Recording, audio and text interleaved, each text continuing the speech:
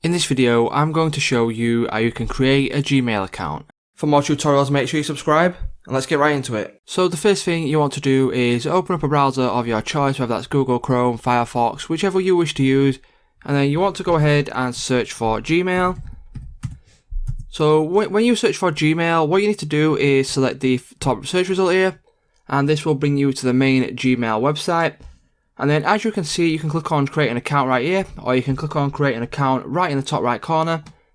So click on create an account, and then that will bring you to this page here. So what you need to do now is enter in your first and last name. Once you've entered in your first and last name, you will need to enter in a username, and this will be whatever you enter. So for example, 2minutetutorials@gmail.com. So enter in your username, and then once you have entered in your username, you can now enter in your password. And once you've entered in your password, what you can do then is click on the little next button here, click on next, and then what that will do is it will bring you to the next page. So you can enter in your phone number if you like, but that is optional, so you can leave that blank.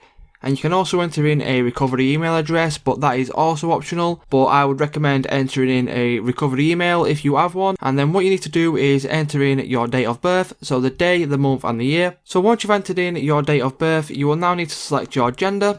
So for me, I will need to select male.